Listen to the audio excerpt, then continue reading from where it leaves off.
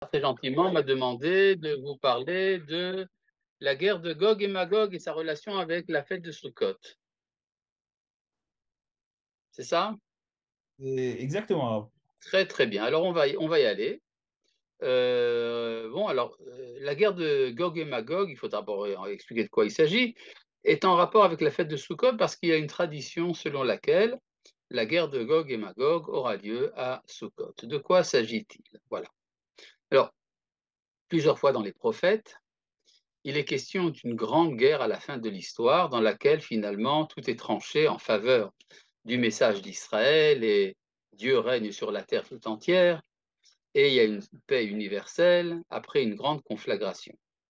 Alors, il y a plusieurs versions de cette guerre qu'on appelle traditionnellement celle de Gog et Magog à cause de parce que ces mots apparaissent dans le livre de Yecheskel, Ézéchiel en français.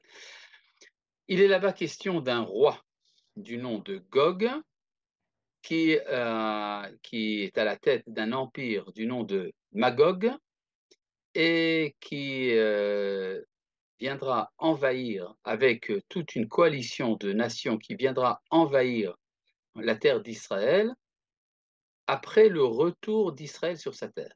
Voilà, c'est-à-dire ce n'est pas, contrairement à ce que certains ont pu dire, que cette guerre était, par exemple, la Deuxième Guerre mondiale, la Shoah, la Première Guerre mondiale et tant d'autres théories. C'est tout à fait contraire à l'esprit des textes. Les textes nous parlent du peuple déjà revenu sur sa terre et qui est confronté à une conflagration universelle des nations qui viennent envahir la terre d'Israël. Et finalement, tout se passe, comme dans les bons westerns, en notre faveur. Ce sont les bons qui gagnent et les méchants qui perdent. Voilà. Euh, où se trouve ce fameux Magog? Alors, les prophètes nous parlent du pays du Nord, de l'extrême Nord. Alors, ça donne effectivement, ça donnait beaucoup de, d'élucubration. Certains ont dit qu'il s'agissait des Scythes. Les Scythes étaient une population qui habitait la Russie actuelle. Certains ont parlé de l'Amérique du Nord, de l'Angleterre. Certains ont dit que le Nord est une métaphore. Il est question également que parmi les pays qui envahiraient Eretz Israël, ou qui tenteraient d'envahir Eretz Israël, il y aura également la Perse, ce qui n'est pas sans nous laisser penser donc à l'Iran actuel avec ses velléités atomiques. Enfin bref, il est question de la guerre de Gog et Magog, et elle est mentionnée également dans le livre de Zecharia. Dans le livre de Zacharie ou de Zecharia, dans le chapitre 14, il est également question de cette guerre qui n'est pas nommée Gog ou Magog. Mais en fait, si on regarde le texte, on voit que c'est à peu près la même chose. Les nations viennent envahir Jérusalem et ça se finit effectivement par la victoire d'Israël et la soumission des nations rebelles lors de la fête de Sukkot. C'est ce qui a fait dire donc dans les différentes sources rabbiniques que la guerre de Gog et Magog aurait lieu à Sukkot. C'est la raison d'ailleurs pour laquelle on lit cette Haftara, la Haftara de Zecharia le premier jour de Sukkot et la Haftara de Yechezkel pendant le Shabbat de Sukkot, le Shabbat la Moed qui cette année n'aura pas lieu. Et donc, il y a également dans les Hoshahanot, dans les tours qu'on fait autour de la Teva, il est question également de la guerre de Gog et Magog. De même, le Hallel, qui est récité pendant tous les jours de Sukkot, est divisé en deux parties. Les deux premiers passages se réfèrent à la sortie d'Égypte, et à partir du troisième passage, l'Olanu, d'après les Midrashim, il s'agit de la guerre de Gog et Magog. Donc, on voit que cette guerre est très, très présente dans les textes. Il y a également dans le livre d'Isaïe, Yeshayahu, il y a un petit passage très rapide, très court, mais qui est significatif, qui dit Lech ami bo bachadarecha, va, ô mon peuple, entre dans tes chambres, usgor de la techa ba'adecha, ferme ta porte sur toi, chavi kiv'at rega, cache-toi pour un petit moment, adia avor za'am, jusqu'à ce que ne se passe la colère. Et donc, certains ont vu également dans ces versets, le Radak entre autres, une allusion à la guerre de Gog et Magog qui sera très courte. Certaines sources ont parlé même d'une guerre qui durera 3 heures. 3 heures en tout et pour tout, ce qui explique le texte dans les Hosha'anot des Ashkénazes qui disent Hosha'ana, Shalosh Sha'ot Hosha'ana. C'est sauve-nous pendant les 3 heures, sauve-nous. Et donc, on s'attend, en tout cas, donc, selon les textes, à cette guerre-là. Voilà. Mais qu'est-ce que signifie cette guerre? Est-elle d'ailleurs obligatoire? Alors, nous avons un principe dans tout ce qui est chez les prophètes, qui est que une prophétie n'est pas censée forcément s'accomplir si c'est une prophétie négative. C'est-à-dire, s'il s'agit de l'annonce d'un malheur, eh bien, la prophétie n'est pas forcément applicable, étant donné qu'il est possible qu'Israël fasse teshuva, et donc la menace est levée. Voilà, c'est tout à fait possible. Cependant, le sentiment qui ressort de l'ensemble des textes, c'est que cette guerre doit effectivement avoir lieu, et il faut comprendre ce qu'elle signifie. Voilà. Disons tout de suite la finalité de cette guerre, parce que bon, les guerres, ça sert à beaucoup de choses, mais c'est d'ailleurs négatif une guerre. Mais qu'est-ce que ça doit amener? Eh bien, ça doit amener l'universel. En effet, les prophètes nous disent à propos de cette guerre, euh, par exemple dans Zecharia, Ve'aya Hashem lemelech al kol haaretz, bayom ahu yeh Hashem echad ushmo echad. Et Dieu sera alors le roi de toute la terre. En ce jour, Dieu est un et son nom sera un. De même, dans le prophète Ézéchiel, quand il parle de la guerre de Gog et Magog, il dit Vidgadilti, vidgadishti, venodati lene amim rabim. Je serai sanctifié, grandi. Donc, je serai grandi et sanctifié aux yeux de nombreux peuples. Viadon ki ani Hachem, ils sauront que je suis l'Éternel.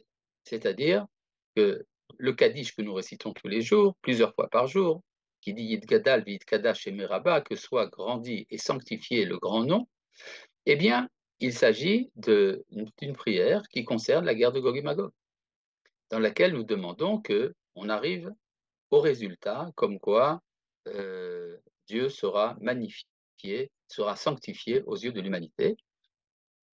Donc, de manière générale, également dans le Hallel, quand on dit le Lolanu, Hachem Lolanu, ce n'est pas pour nous que nous te demandons, ô notre Dieu, d'œuvrer, mais c'est afin que ton nom soit glorifié, qu'il est Shimcha ten kavod, pour que ton nom reçoive sa gloire.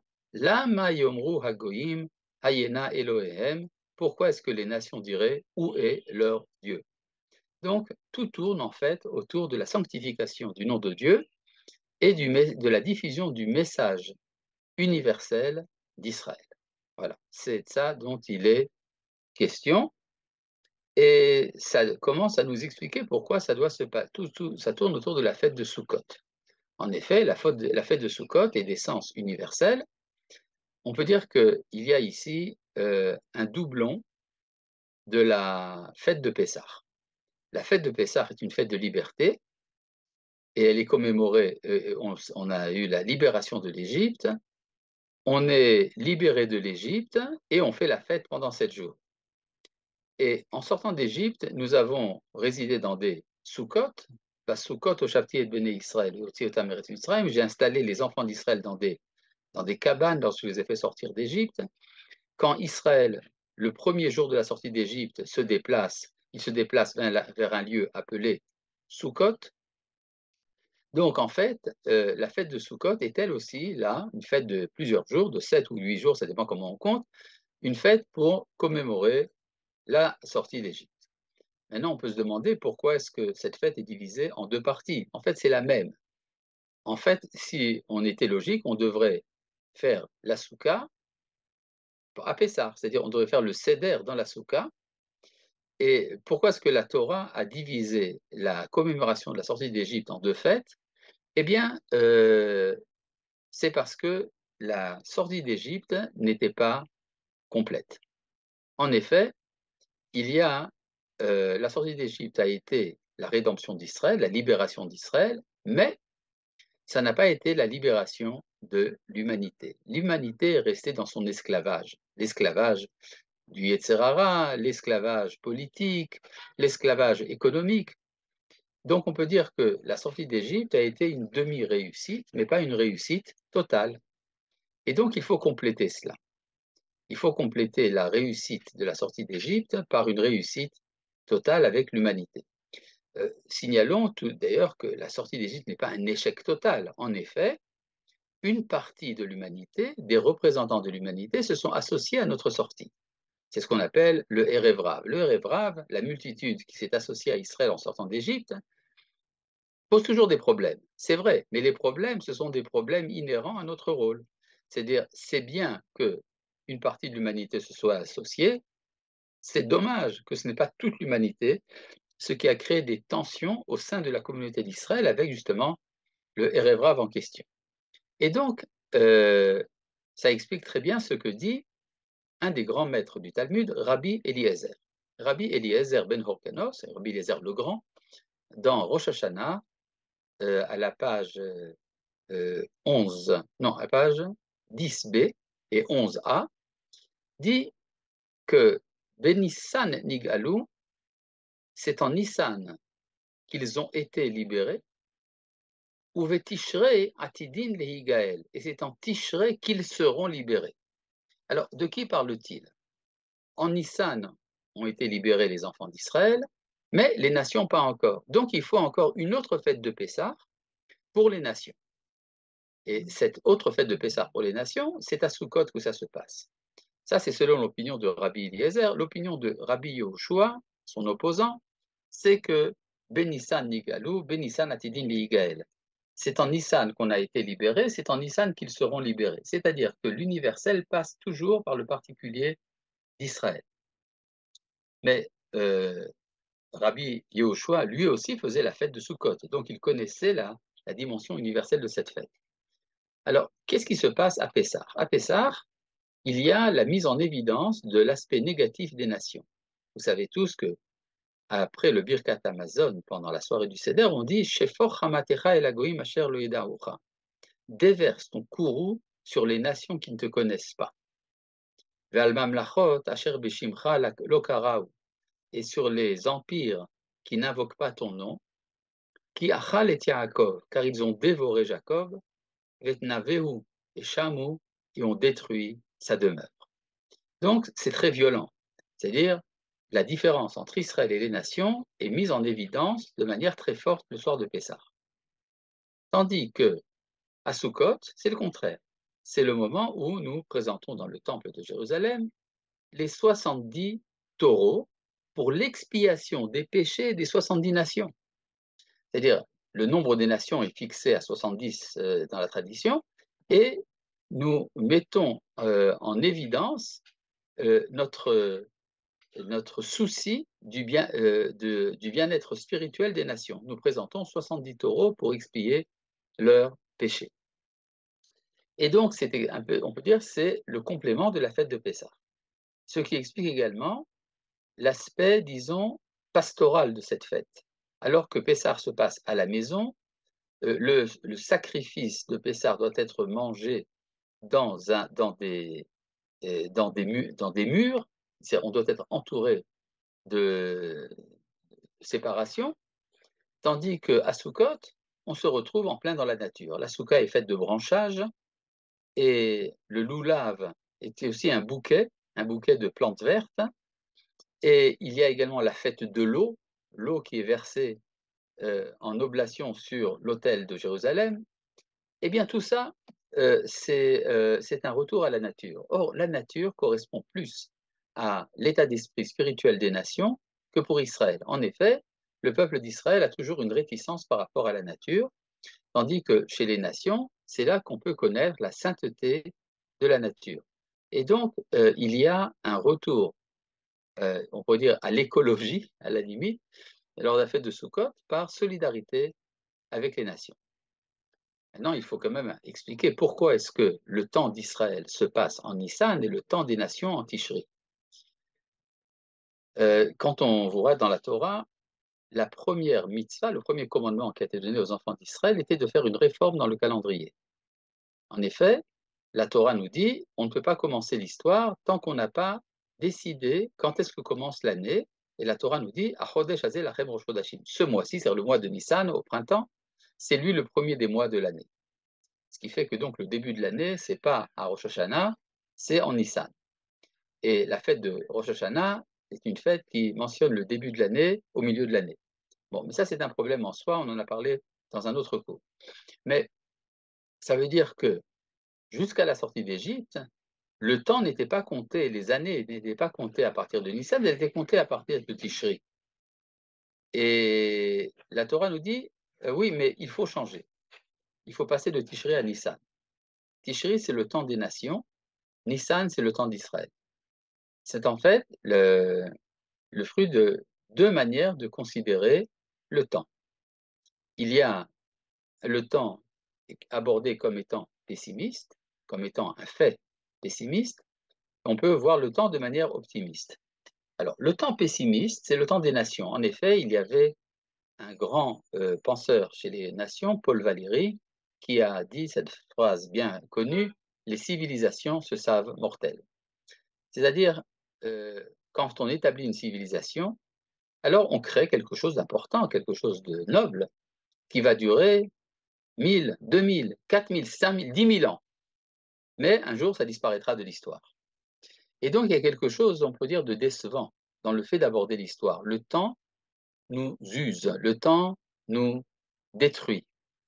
C'est le temps destructeur qui est appelé en hébreu Shana. Shana, qui veut dire l'année, ça veut dire également changement.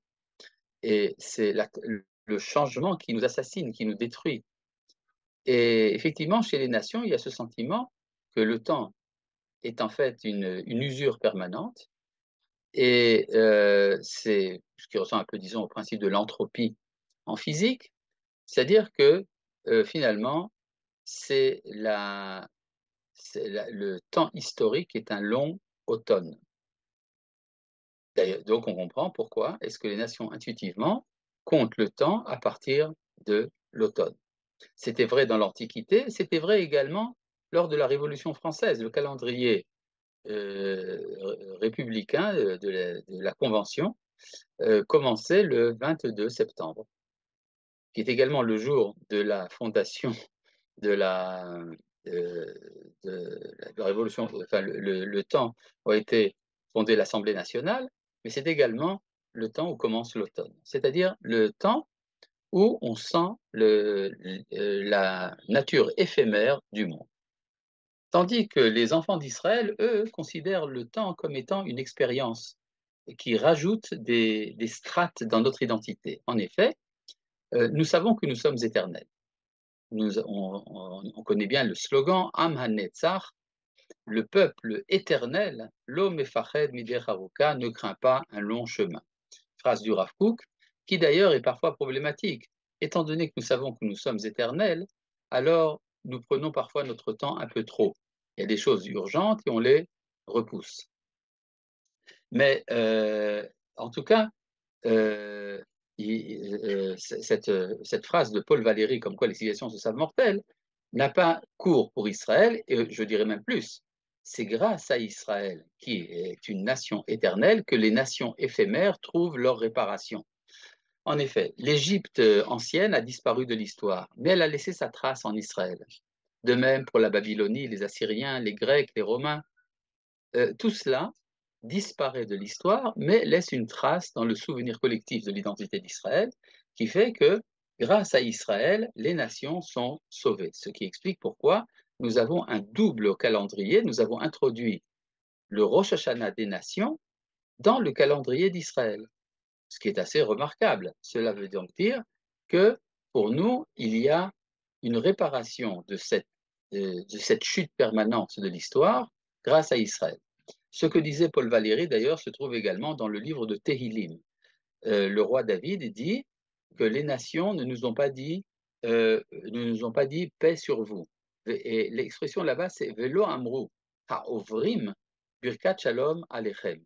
Les passants ne vous ont pas dit la bénédiction de la paix soit sur vous. Et le Midrash l'expliquait. C'est quoi les passants? Ce sont les nations parce qu'elles passent du monde. Ha'ovrim min ha'olam. Ce qui veut donc dire que le roi David a lu Paul Valéry, certainement, parce que si vous avez la même idée chez les goïms et chez les juifs, c'est certainement les goïms qui ont emprunté, les juifs qui ont emprunté aux goïms, c'est une thèse académique bien connue. Voilà, ça c'est donc pour nous expliquer pourquoi la guerre de Gog et Magog, qui est justement cet affrontement de la fin de l'histoire, se produit lors de la fête de Sukkot. Il y a également un thème qui est relié à cette guerre, c'est qui est le chef de l'armée d'Israël dans cette guerre. C'est lié au concept du Mashiach ben Yosef, le Messie joséphique. Vous savez qu'on attend toujours un Messie de la dynastie de David, mais il est question également dans le Talmud et dans les Midrashim d'un Messie supplémentaire qui vient avant le roi David ou avant le Messie davidique, c'est le Mashiach ben Yosef. Qu'est-ce que c'est exactement le Mashiach ben Yosef? Ça représente d'une manière générale le sionisme politique. Voilà, c'est ça que ça veut dire, le sionisme politique et économique. C'est donc, de ce point de vue-là, on peut mettre l'étiquette de Mashiach ben Yosef sur l'époque du sionisme actuel, sur l'État d'Israël, et il se passe un drame dans cette guerre. En effet, d'après plusieurs midrashim, le Mashiach ben Yosef est tué pendant la guerre, et, mais finalement, la victoire est assurée par le Mashiach ben David. Ne vous en faites pas, il ne sera pas tué. Le Hari, Rabbi Yitzhak Luria, le grand kabbaliste du XVIe siècle, dit que si Israël prie pour qu'il ne soit pas tué, eh bien, il ne sera pas tué. Et donc, comme Israël sait faire la prière, eh bien, il ne sera pas tué. Mais cependant, j'aimerais comprendre ce concept. Ça veut dire quoi? Le Maharal de Prague explique que, étant donné que les nations sont le grand nombre, Rabim en hébreu, et que le Mashiach ben Yosef, c'est le Yachid, l'unique, en hébreu Yachid. Or, nous avons un principe dans la halacha, Yachid verabim, halacha verabim. Lorsqu'il y a multitude contre un seul, la halacha va selon la multitude. Et donc, les nations viennent au nom de la multitude. Souvent, il y a des idées, des valeurs qui sont défendues au nom de la notoriété. Tout le monde sait que c'est comme ça. C'est ce qu'on appelle le politically correct. Personne ne vérifie si ça a un sens ou si ça n'a pas de sens, si c'est vrai ou si c'est pas vrai. Étant donné que la majorité le dit, c'est considéré comme valable. Eh bien, on peut dire que c'est ça la lutte des nations contre le Mashiach ben Yosef, de manière générale, la guerre de Gog et Magog. Euh, alors maintenant, je voudrais rentrer un peu plus dans le détail et me baser sur un texte du Midrash, le Shocher Tov. C'est quoi le Midrash appelé Shocher Tov? C'est un ancien Midrash sur le livre de Tehillim, les psaumes, et il y a une analyse très poussée dans le chapitre 118, Kouf Yudchet, qui est la fin du Hallel, et là-bas il y a une tentative du Midrash de donner des détails sur la guerre de Gog et Magog. Et ce que fait le Midrash, il fait remarquer que il y a 3 descriptions différentes de cette guerre dans le Tanakh. L'une, c'est celle du prophète Zecharia, dont nous avons déjà parlé. Il y en a une autre qui est dans le livre de Tehillim, au chapitre Bet, le deuxième chapitre de Tehillim, dans laquelle il est question également Lama Rakshu Goyim Umim Yegurik, pourquoi est-ce que les nations s'assemblent pour dire des vanités, et là-bas il est question également d'une grande guerre. Et il y a également la guerre de Gog et Magog telle qu'elle est décrite dans le livre d'Ézéchiel. Or, dans le livre de Tehillim, dans le chapitre 118, il est dit « Kol goyim sevavuni » toutes les nations m'ont entouré, « Beshem Hashem ki amilam » et je les pourfends au nom de Dieu. Le verset après, « Sabuni gam sevavuni » ils m'ont à nouveau entouré, « Beshem Hashem ki amilam » et au nom de Dieu je les pourfends. Et puis encore un verset, Sabuni kidvorim, ils m'ont entouré comme les abeilles. Do'achu ke'esh kotsim, ils se sont éteints comme un feu de paille, comme un feu d'épine. Beshem Hashem ki amilam, et au nom de Dieu, je les pourfends. Donc, ce dont il est question, c'est de 3 fois, le roi David dit qu'il est entouré par les nations. Et le Midrash en tire la conclusion suivante, c'est que Gog et Magog attaqueront 3 fois Jérusalem. Il y aura donc 3 guerres de Gog et Magog, et le Midrash donne des détails. Et pour la première guerre, il nous dit que la première, donc dans le premier des 3 versets, Sabouni, Kol Goïm Sevavouni, le Midrash dit, c'est là que s'accomplira la prophétie telle qu'elle est écrite dans Zecharia. Et puis pour la deuxième, c'est telle qu'elle est écrite dans Tehilim. Et pour la troisième guerre, on verra plus en détail par la suite. Alors, de quoi est-il question dans le livre de Zecharia? Donc c'est important de savoir comment est-ce que cette première guerre est décrite. Alors, je vous cite, Hine yom ba Hashem vechulak shelalech bekirber. D'ailleurs, c'est comme ce texte, c'est la Haftara de Sukkot. Tous les hommes ici présents, je ne parle pas des femmes, mais tous les hommes sont censés la connaître par cœur, parce qu'il est interdit pour les hommes de dormir en dehors de la soukha. Donc, ils ont écouté la Haftara ce jour-là. Que dit la Haftara? Ine yom ba Hashem vechulak shelalech bekirber. Vois que vient un jour où ton butin sera divisé en ton sein. Ve'asafti et kol hagoyim al Yerushalayim la milchama. Et j'assemblerai toutes les nations contre Jérusalem pour faire la guerre. Venilkeda ha'ir, et la ville sera prise. Venashasu abatim, les maisons seront pillées. Ve'anashim tishachavna, des femmes seront forcées. Ve'yatsa chatzi ha'ir bagola, la moitié de la ville partira en exil. Ve'yeter ha'am lo yikaret minahir, et l'autre reste du peuple ne sera pas retranché de la ville. Donc, qu'est-ce que nous dit le prophète? C'est que viendra une guerre lors du retour d'Israël et que lors de cette guerre, Jérusalem sera divisée en 2.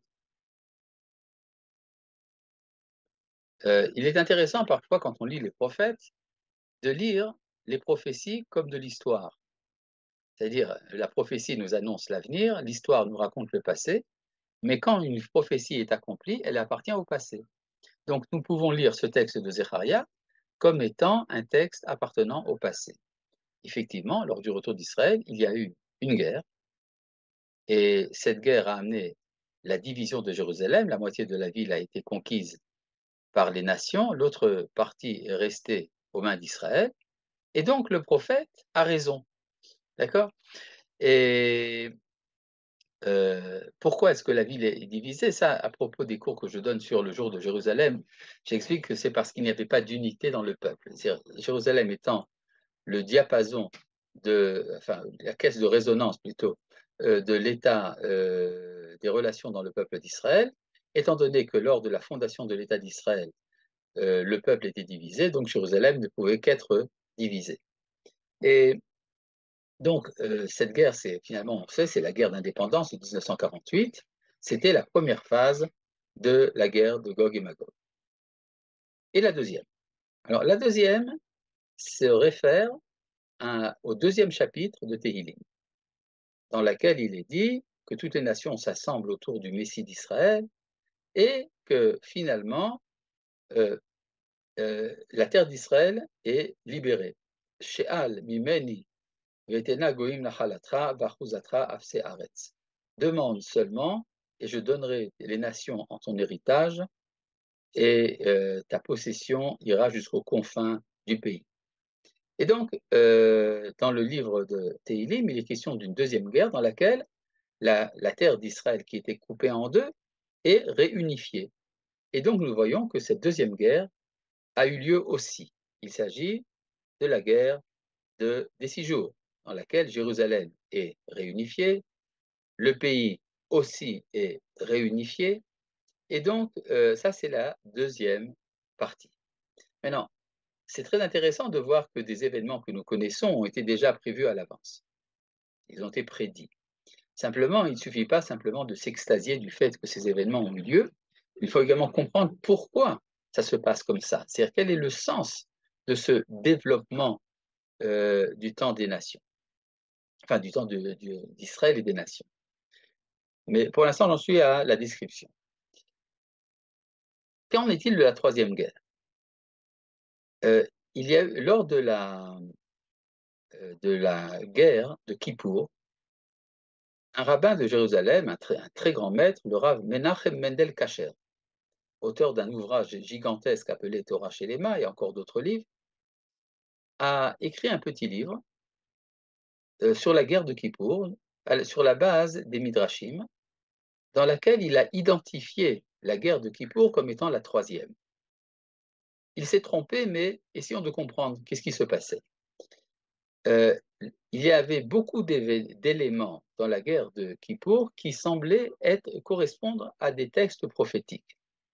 Mais le problème, c'est que la guerre de Kippour, aussi terrible qu'elle a été, n'a pas été une attaque contre Jérusalem. C'était sur deux fronts, le Golan à la frontière syrienne et le Sinaï à la frontière égyptienne, au canal de Suez. Il n'y a pas eu d'attaque sur Jérusalem. Or, le Midrash est explicite. Il dit la troisième guerre aura lieu également à Jérusalem. Mais le Rav Kasher ne pouvait pas imaginer qu'après la victoire de la guerre des 6 jours, la domination d'Israël sur Jérusalem serait à nouveau remise en question. Donc, il a fait des efforts pour interpréter métaphoriquement le terme de Jérusalem. Il disait, étant donné que le but des armées syro et égyptiennes était d'arriver à Jérusalem, c'était une guerre contre Jérusalem. Mais aujourd'hui, nous n'avons pas tellement besoin de ces commentaires du Rav Kasher. Essayons de voir, y aura-t-il un enregistrement? Il faut demander ça à David Altar, voyez-vous. Je suppose, bien sûr, c'est enregistré. Et donc, pour ce qui est de la troisième guerre, consultons à nouveau le Midrash. Le Midrash, vous vous rappelez, dans le verset de Tehilim, il est dit « Sabouni kidvorim » ils m'ont entouré comme des abeilles. Et les abeilles en hébreu, devorim. Mais ça peut être lu également diburim, des paroles. C'est-à-dire que la troisième guerre sera diplomatique. Ce sera une tentative de s'emparer de Jérusalem par des paroles. Et en effet, le Midrash continue, parce que Gog et Magog enverront des porte-paroles dans le monde entier contre Jérusalem. Et à nouveau, il y aura la victoire d'Israël. Ça ne veut pas dire qu'il n'y aura pas également un aspect militaire, mais ça commence par la diplomatie, et après, donc, la guerre de Gog et Magog s'achève par la victoire finale d'Israël. Bon, tout ça, c'est très beau, et nous vivons ces moments-là, nous sommes au temps de ce retour, au temps de la conflagration entre Israël et les nations. Petite remarque, dans le livre de Zechariah, il est dit que les habitants de Yehuda lutteront contre Jérusalem. C'est-à-dire qu'il y aura un risque également d'affrontement entre les Israéliens eux-mêmes. Bon, mais nous faisons tout pour que ça n'ait pas lieu, donc Bezrat Hashem, ça n'aura pas lieu. Mais en tout cas, il y a des paroles qui sont des paroles nocives, qui sont parfois prononcées, qui parlent également d'affrontement ou de séparation au sein du peuple d'Israël. Évidemment, ça n'aura pas lieu. Mais essayons de comprendre un peu plus le pourquoi, n'est-ce pas? C'est-à-dire, bon, nous avons compris qu'il y a 3 guerres, mais pourquoi ça se passe de cette manière? Alors, c'est parce qu'il y a tout un travail qui est un travail du rétablissement de l'identité idéale d'Israël. Vous savez que l'identité d'Israël n'est pas une chose évidente. Qu'est-ce que c'est qu'Israël? Alors, certains vous diront, avec un aplomb extraordinaire, le judaïsme, ben, c'est une religion. Et si c'est une religion, alors il faut la pratiquer à la manière religieuse. C'est-à-dire, ne mélangez pas le religieux et le politique, s'il vous plaît. Nous avons nos synagogues, nous avons nos bonnes œuvres, mais la chose étatique, la dimension politique ne nous concerne pas. Ça, cette dimension-là est appelée traditionnellement dans le Tanakh, dans la Bible, du nom de Yaakov, Jacob. C'est-à-dire, Yaakov, notre ancêtre Yaakov, on le voit, quand il est en état de faiblesse, quand il est dépendant des autres, est appelé Yaakov, il n'est pas appelé Israël. Mais il y a une deuxième opinion, comme quoi le judaïsme est une nation. Ça, c'est la position du sionisme classique. David Ben Gurion, par exemple, dans sa déclaration d'indépendance, dit que c'est en Eretz Israël que s'est levé le peuple juif. Donc, si nous sommes un peuple, nous sommes donc une entité politique. Une entité politique a le droit à un État. Et donc, c'est la raison de la fondation de l'État d'Israël. Cette dimension-là est appelée dans le Tanakh du nom de Israël. C'est-à-dire que vous avez Yaakov et parfois Israël. Il y a des moments de l'histoire où nous sommes Jacob et des moments de l'histoire où nous sommes Israël. Mais il y a également une troisième opinion qui est que l'identité d'Israël n'est ni religieuse ni nationale, mais qu'elle est cosmopolite. Il y a une vocation cosmopolite du peuple juif, une vocation de l'errance, et souvent vous aurez donc des discours qui défendront justement cette position comme quoi Israël ne doit pas être une entité politique, et même la dimension religieuse est à remettre en question, mais en tout cas, Israël, c'est ce qu'on appelle en anglais américain de nos jours le tikkun olam. Tikkun olam, ça vient de l'hébreu tikkun olam, mais c'est employé pour parler justement de l'humanisme cosmopolite. C'est-à-dire, à la limite, le peuple d'Israël, ça serait celui qui s'occupe des sinistrés à Marrakech ou à Haïti, ou qui défend les droits de l'homme dans le monde, ou qui s'occupe de la famine dans le monde, ou même de l'écologie.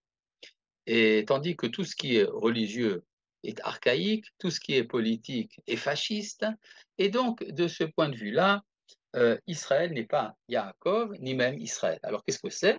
Il y a une troisième dimension, c'est la dimension universelle, Yeshurun. Maintenant, le problème est de savoir qui a raison. Et en fait, quand on voit le plan de l'histoire d'Israël selon la Torah, on comprend qu'en fait, il y a une insertion de l'un dans l'autre. C'est-à-dire, c'est vrai que le peuple d'Israël se comporte à la manière d'une communauté religieuse pendant le temps de son exil. C'est vrai également qu'il redevient un État au moment du retour d'Israël, la fondation de l'État d'Israël, mais c'est vrai également qu'il a une mission universelle.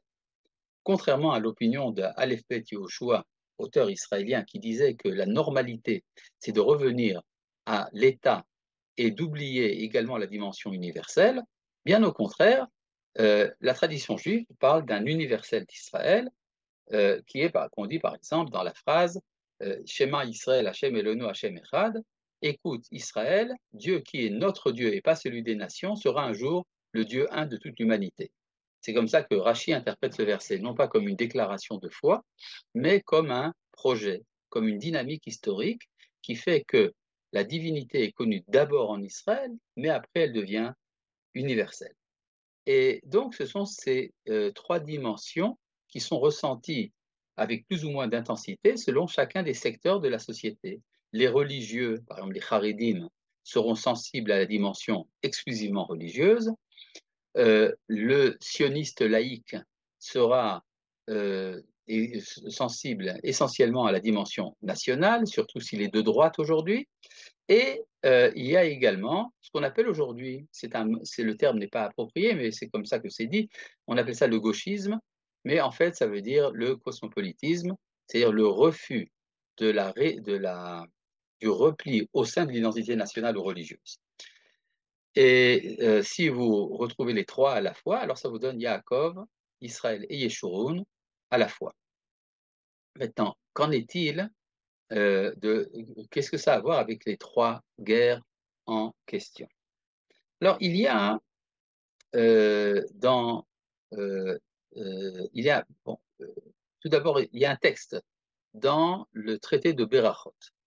Dans le traité de Berachot, dans lequel il est question justement du passage de Yaakov à Israël.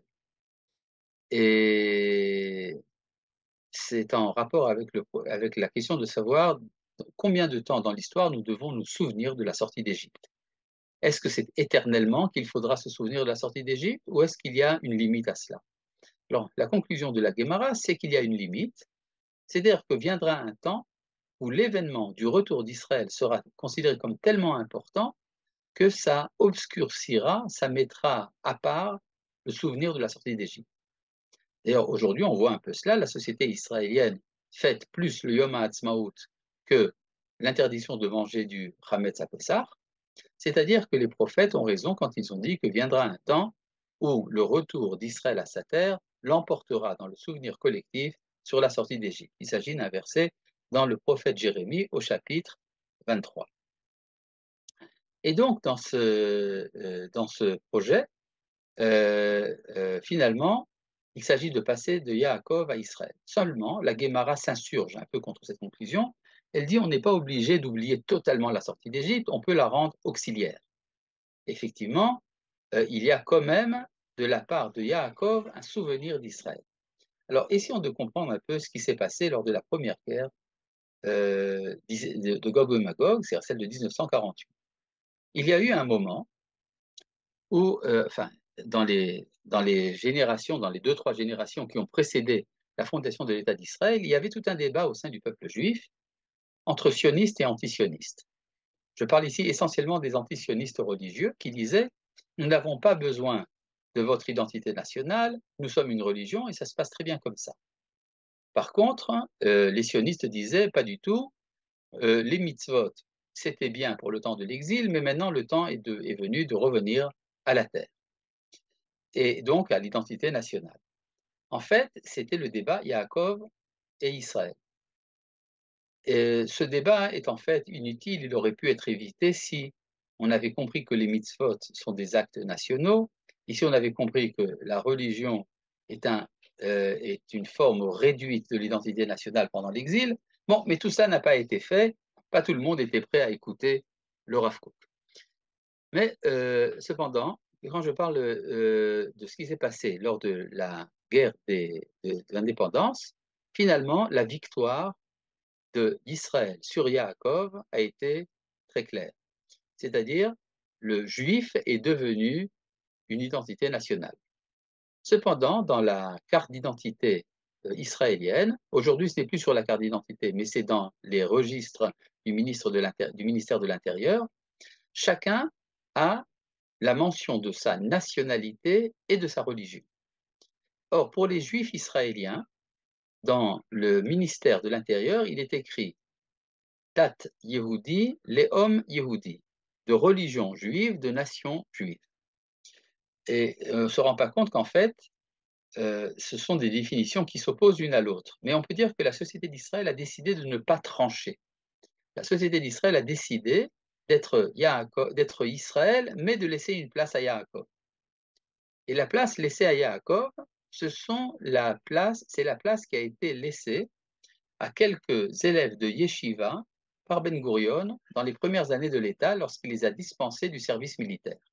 En effet, l'exigence de Yaakov était bon, c'est vous, Israël, vous avez gagné, c'est très bien, mais laissez-nous quand même une petite autonomie dans nos quartiers. N'entrez pas en voiture dans nos quartiers, à nous, et ne nous prenez pas nos jeunes à l'armée. Et nous resterons donc dans nos quartiers, habillés de noir, tandis que vous réaliserez le sionisme. On peut dire le contrat a été accepté. Et c'était vrai jusqu'à la guerre des 6 jours. À la guerre des 6 jours, il s'est passé un événement dramatique. Israël a accompli un acte yaakovien, c'est-à-dire l'armée d'Israël, Tzahal, essentiellement laïque à l'époque, fait la conquête du mont du Temple de Jérusalem, de la, terre, de la partie biblique de cette terre, là où se sont produits les événements de la Bible. Shrem, Hebron, Jéricho, Jérusalem, Bethléem. Ça a été terrible. Comment comprendre, comment assimiler cela? C'était un problème aussi bien pour Yaakov que pour Israël.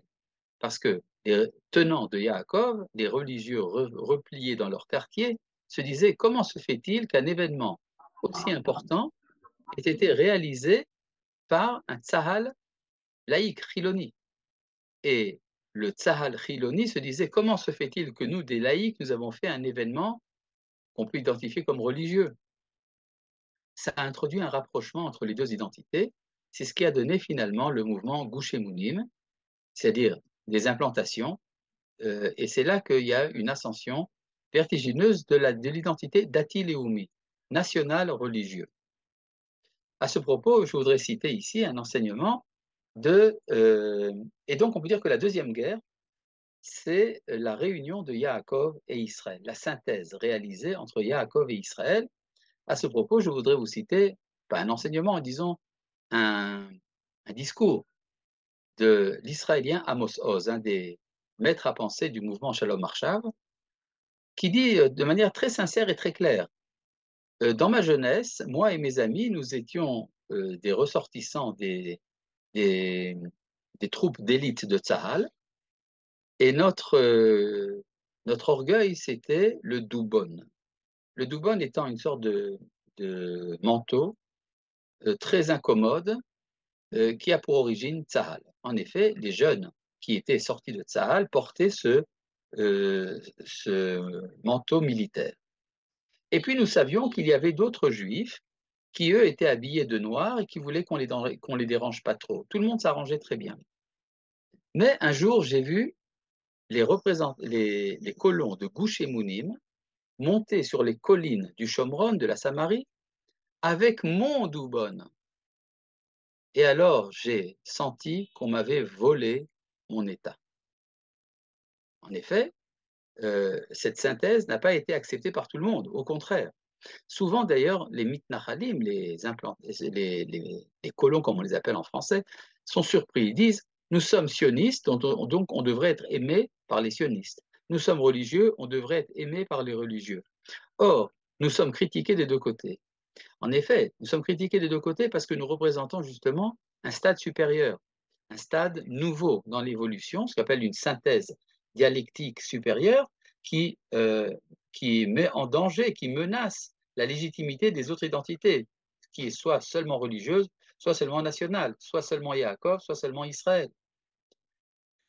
Et alors, ce qui s'est passé, c'est assez surprenant, ça aboutit finalement à son paroxysme dans les dernières élections en Israël, où finalement l'identité Yaakov, c'est-à-dire les religieux, et l'identité Israël, c'est-à-dire la droite, se sont réunis dans un gouvernement de coalition, ce qu'on appelle Yamin Malé Malé, c'est-à-dire une droite totale.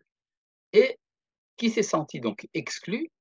Eh bien, le libéralisme progressiste, qui a pour seul dernier bastion de sa puissance la Cour suprême en Israël et qui veut détenir le pouvoir de façon antidémocratique.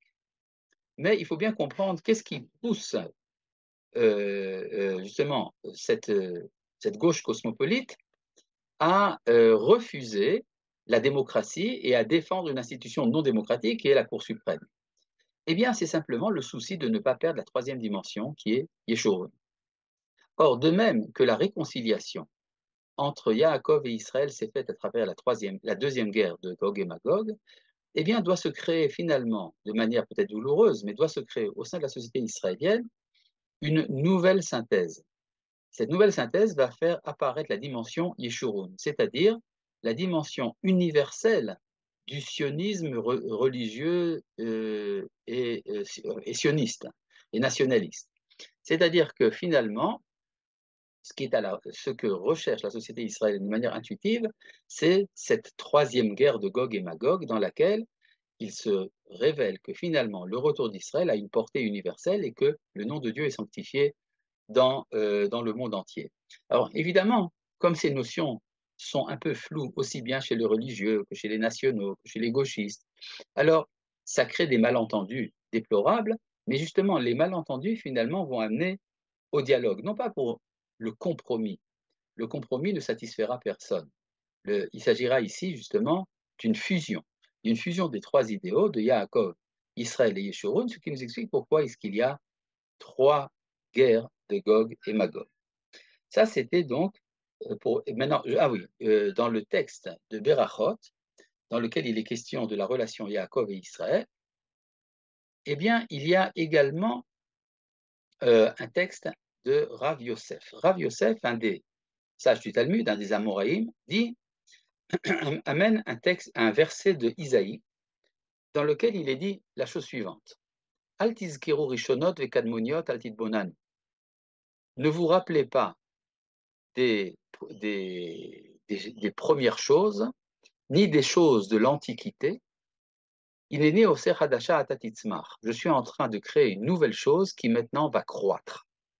Alors, la Gemara explique, c'est Rav Yosef qui l'explique, ne vous rappelez pas des choses premières, c'est le retour d'Israël, Shiabud Malchuyot, la fin de l'asservissement aux nations. Et Kadmoniot Atidmolanu, ne vous rappelez pas des choses de l'Antiquité, il s'agit de la sortie d'Égypte. Il est né au Ser Hadasha, je fais quelque chose de nouveau. C'est-à-dire, si je prends donc le texte tel que Rav Yosef le comprend, il y a des événements importants dans l'histoire qui sont la sortie d'Égypte et la fondation de l'État d'Israël, mais ces deux événements seront effacés par un troisième. Il n'est ni au Ser Hadasha Atatitzmar. Je suis en train d'en faire quelque chose de nouveau qui va croître maintenant. Et Rav Yosef explique qu'il s'agit de la guerre de Gog et Magog. Et il donne là-bas une parabole. C'est comme un homme qui, dans son chemin, rencontre un loup et arrive à s'en sauver. Alors il raconte l'histoire du loup. Et puis après, il rencontre un lion. Alors il oublie le loup, il parle de son histoire avec le lion. Après, il rencontre un serpent qui veut le mordre. Alors il oublie les deux premières histoires, il parle maintenant du serpent. Eh bien, dit Rav Yosef, de même, pour Israël, les nouveaux événements font oublier les anciens.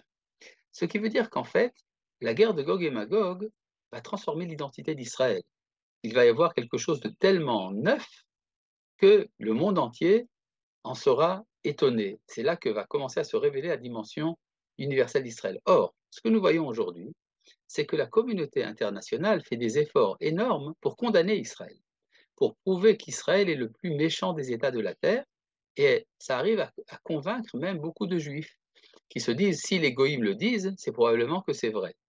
Mais il faut bien comprendre que c'est parce que nous sommes justement dans le processus d'une naissance. Quelque chose est en train de naître parmi nous, et c'est ça qui va se révéler. Il y a à ce propos un texte très important que je vous invite à lire parce qu'il ne nous reste plus beaucoup de temps. C'est les trois premières pages de, du traité Avodah Zarah dans le Talmud.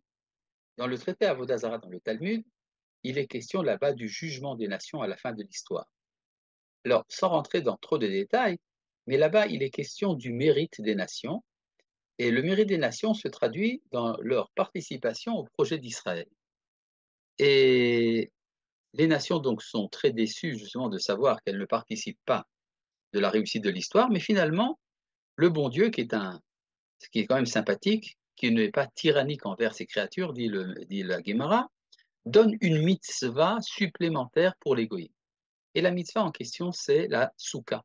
Justement, nous revenons donc à l'histoire de Gog et Magog. Et, et les nations essayent de faire une souka. Ça veut dire quoi faire la souka? Ça veut dire, si on pouvait faire ce développement, ça veut dire faire la paix. C'est-à-dire, est-ce que les nations sont capables de cesser la guerre, de faire la paix universelle, et c'est ça qui va les juger. Et là-bas, il est question, ce qui est surprenant, d'un rire de Dieu. C'est-à-dire quand les nations, certaines des nations ne réussiront pas à réaliser le projet de la Souka, alors Dieu rira. Or, le rire de Dieu est quelque chose d'assez surprenant. La Gemara nous dit, Dieu ne rira que ce jour-là. Ça veut dire quoi, rire? Rire, ça veut dire dépasser ce qui est supportable. C'est-à-dire, quand je suis joyeux, bah, je suis content, je ne ris pas. Je ris quand la joie est tellement intense qu'elle dépasse ma capacité de contenir, et donc c'est là le rire. D'ailleurs, ça que veut dire le mot en hébreu, c'est chok, ce qui sort des limites. Le rire, c'est chok, ce qui sort des limites. La Gemara demande, oui, mais nous savons que Dieu rit avec le Léviathan tous les jours pendant 3 heures. Alors la Gemara répond oui, mais son rire avec les Léviathans, c'est un amusement. Il s'amuse avec ses créatures.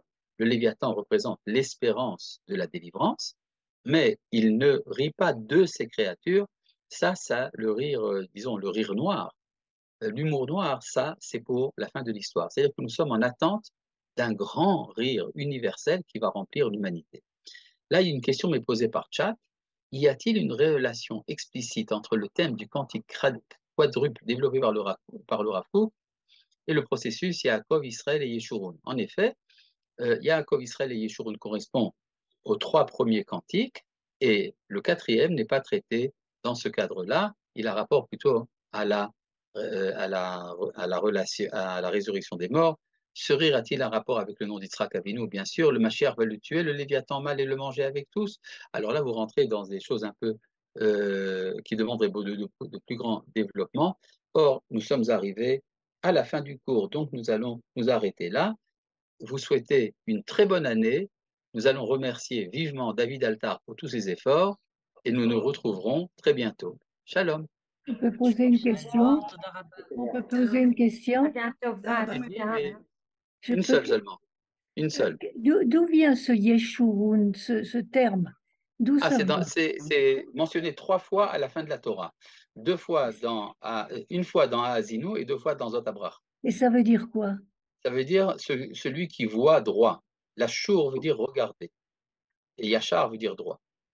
Voilà, je vous laisse. Merci, Arav.